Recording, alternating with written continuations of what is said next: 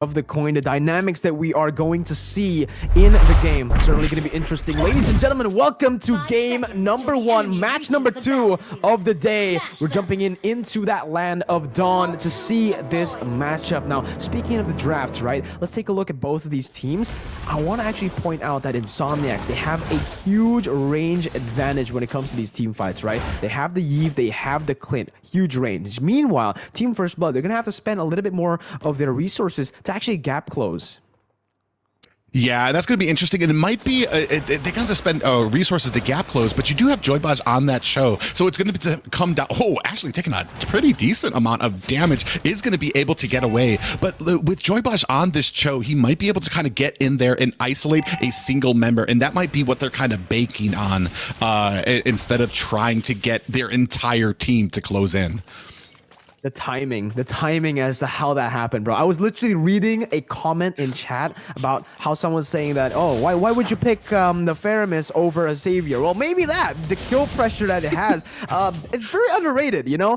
In the early game, if you get your combos in, yeah, Yve's not gonna survive that easily. Sure, in the poking game, in the poking division, Ashley is gonna have a much better time in lane. But the thing is, if Hunter can gap close, it's gonna be huge for him, putting on that kill pressure. But yeah, in the early game, this is exactly how how we expect it to play. Insomniacs with the Dyroth will be able to win out that lane. Regrets as well in that goal lane. He's gonna be able to withstand the pressure even without the help of his Dromer. But obviously, with the Ling rotating towards that top side, Dark has rotated as well here. He's trying to provide some cover, goes in for the bouncing ball. Kid, has to be very careful here. Taken to a quarter of his HP. Dark goes in for that charge, doesn't connect it just yet. Both teams still playing it really safe, but Insomniacs first onto the turtle. Yeah, I mean, not able to make much happen up at the top, but they are kind of closing the distance here on this turtle to see if they're going to be able to get it. Oh, even with the lethal counter, it's still Kid who gets that retribution. Dark, though, goes in for re-engage. Will be able to just, stun Joybaj out with the bouncing ball, canceling out his dashes. But with the Shunpu, he is unstoppable. He can get through that bouncing ball. And now we already see that, again, Team First Blood, they're in the lead, with the Faramis in the mid lane, clearing out the waves. With Joybaj going in, he gets away the Dragon Jikundo combo. Ashley forced to flicker out. They might be looking for the dive. They get it. That's the real world manipulation. Popped and canceled straight away. Kid jumps in with the Tempest of Blade. And that's why you pick Faramis. There you go. That's the answer. And this is what I was talking about. Why do you need the engagement if you have the pole and the way of the dragon from First Blood? The combination of that just beautifully executed onto Ashley there. It's so good. That was such a good combo by Joybaj, right? He noticed and Ashley kind of reacted a little bit too late there. You can see it here again. Oh, meanwhile, though, wait a minute, the top side Dark, he actually gets a Tyrant's Rage onto 4 members, but the thing is, with that Cult Altar, that's the thing that you just mentioned, it's gonna be tough for him to survive these dives, even under the turret. It does not matter. Early on, with that extra durability under the turret, it still doesn't matter. The Cult Altar gives more. Yeah, it's just amazing. We're starting to see Team First Blood even here in the early game, which is where we thought that they were going to start struggling. Right now, they're still taking a commanding lead. And I fear that as we start moving into the mid to late game, it's going to be a little even rougher. But we do see an engagement here up at top. Oh, Regrets getting pulled back into that blazing duet. Joybaj with away the dragon. He didn't need to, but it's fun. It's fun. He gets some style points. 2-0-2 on the roaming Cho. Meanwhile, in the mid lane as well, they're rotating so well. They're not letting Insomniacs trade anywhere on the map. You can already see Luffy. Once he clears out that bottom side, he goes into that mid lane, just helping his team. As we all know, Faramis with that maneuverability wants to rotate a lot, but now it is going to be Yeho who looks for the trade. He will be able to get it with the lethal counter this time around, so they're finally getting objectives on the board. Yeah, and I feel like that first objective, that first turtle, maybe a bit of a misplay, kind of got into the mind. Oh, did you see Away of the Dragon up at mid? Oh, Ashley again. He's gonna fall, and guess who gets the kill? It's still Joybaj. Killing spree on this Cho. He might as well build damage at this point, but you can already see Kid now caught. He backs off though, still managing to do so. Doesn't get the orange buff. Yeho has that 1 level lead on him, but man, Joybaj has been getting a lot of kills. Yeah, and this is why I thought that this was a very interesting pick for Joy Baj, because using that show to be able to get in there, we are going to go ahead and take a look at the items here. We do see that that Demon Hunter sword has already been finished off by Gina there. We're still waiting. Clint has gone ahead and picked up that Wind of Nature. So I do feel like the damage is more going towards the side of Claude right now, but we do see them kind of zoning him out and putting a little bit more pressure now onto that gold lane is Insomniacs. Very good rotation, honestly, right? From both of the teams. Insomniacs knowing that they need to start putting pressure on the lane. Now Dark goes in, and that's going to be the Cold Ultra. Oh, I was about to say that it wasn't popped just yet, but at first, just goes through it. Joybot, though, he goes up and away the dragon. Jikundo flicker all around his kid. Just takes all of the blades. They somehow find a trade off of that, and they don't lose out. They only lose out on Hunter there. But again, on this Faramis, very mobile. Is able to get back into lane very fast. Luffy, though, caught right now. Not going to be able to connect that Abyssum Strike. Galax, unfortunately, will not find that kill. It is still Luffy who gets out with the sprint and the consecration. Who's the jungler here? Because right now Joy Baj is just a maniac out there with how he's able to get in and pick off, especially focusing on Ashley. It's just amazing right now what he's able to do as the roamer.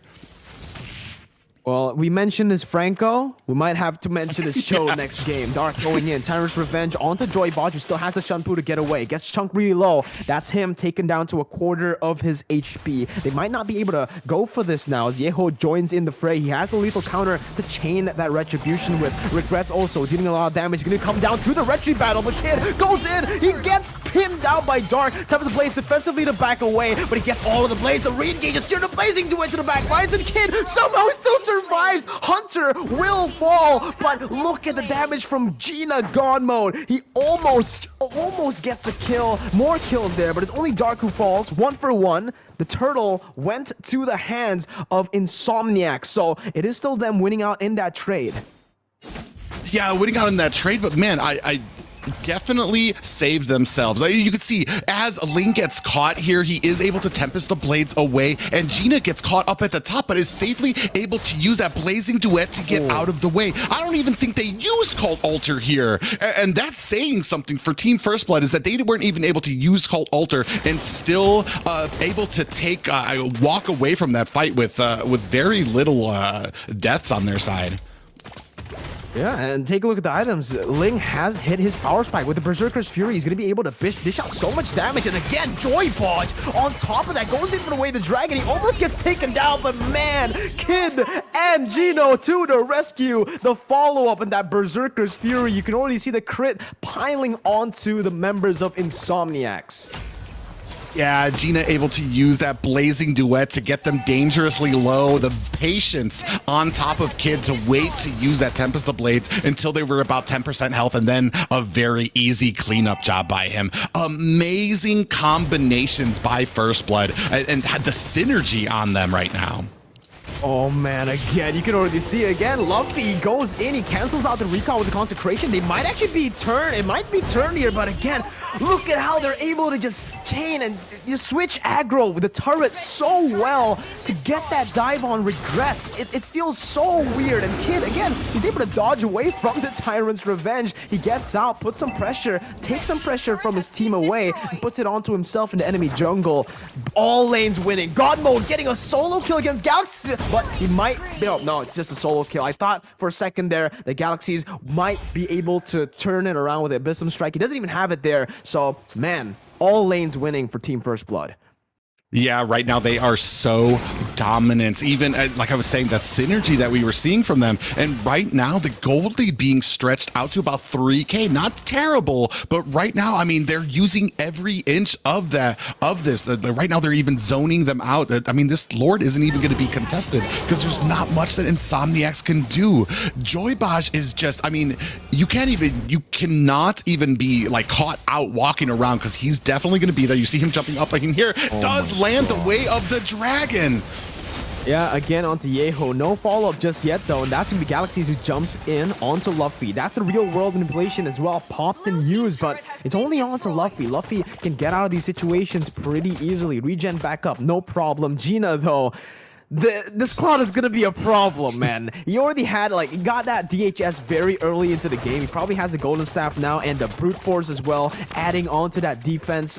This is gonna be a very, very scary Claude. Joy Bosch, though, again, such a menace. Just him, he's always finding these plays. He actually, with that play, is able to bait out the flicker away. Joy Bosch looking for another one, goes in for the Jeet Kune Do. With that, he is able to zone everyone away from that turret. Bottom side siege starting as God Mode. Gina God Mode goes for it and takes out the tier 2.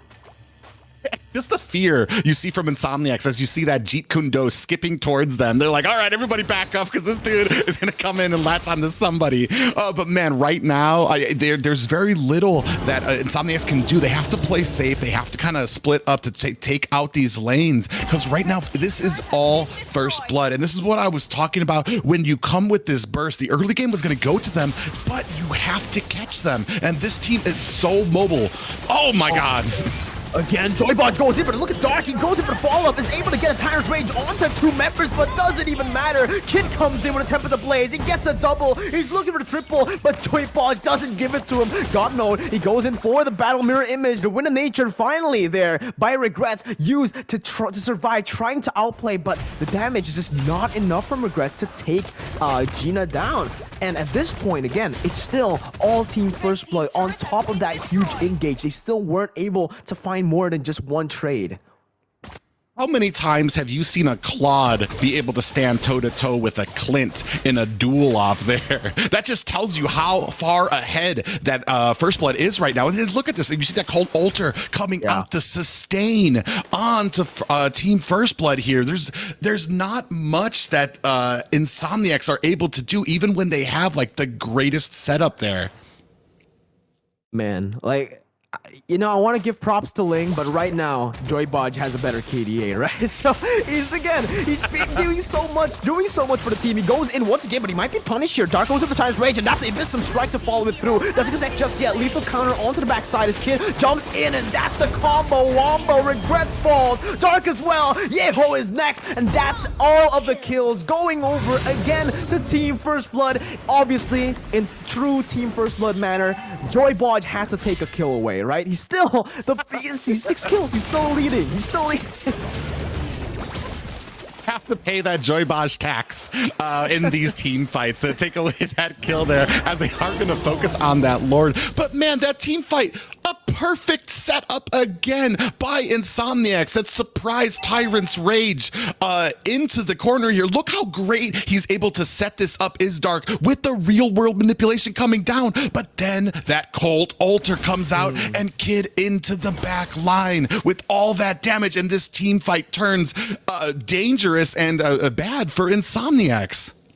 Yeah, Claude unkillable, Uranus unkillable, even Kid at this point. So squishy. He actually decides to go. He opts to go for the Scarlet Phantom. Let's see how that plays out. So far, he's still on 0 deaths, even without any defensive items. But look at that. Real world manipulation can be popped there to clear out the way. It's Kid jumping in. Gonna get canceled out by the bouncing bomb, but the Cold Altar and him flickering forward, bringing Ashley back. Abyssum Strike finds one. Galaxy is able to flicker out. Regrets going in, using the Wind of Nature to survive, and that's a 1 for 0. 1 for 1, technically, if you count the turret. Team First Blood still getting the favorable trade. They only lost Faramis in that fight. Yeah, and then very smartly, as soon as they lost Faramis, disengaged right away. They got what they came for. They got a turret, and their job there was done, as they're going to go ahead and kind of reset on the map to make sure that the pressure can still keep that pressure onto Insomniacs here. Joy Bosch 6-0-10 right now. It's amazing how well these guys are doing against a veteran team like Insomniacs. I'd usually, you know, if my roamer takes that many kills, I'd usually be pretty pissed. But if you keep making those kind of plays, you know, I'm all right. It's all right. You know, I gotta pay that tax, right? So it's fine. And again, look at how he's positioning. He's just such a menace. He's going to bait out so many more battle spells. We already saw the flicker burned from Ashley, I think 3 minutes ago, and that was that big. That, you know, basically kind of pinned Ashley down. And again, Joy Bosch going in. Where the dragon bringing Yeho back? He just finds it at will, and Kid comes in to follow it through. Yeho caught low, Colt Ultra as well was popped, so Kid, he can just go in, dive, he doesn't care without any defensive items, he's godlike. Hunter bringing Regrets back, the Wind of Nature cannot save you because Joybodge is there to just zone you out, he will not even die. That's the first game secured by Team First Blood, 1-0, as dominant as ever. I mean, as crisp as I thought the last series was, what an amount of synergy from Team First Blood here. The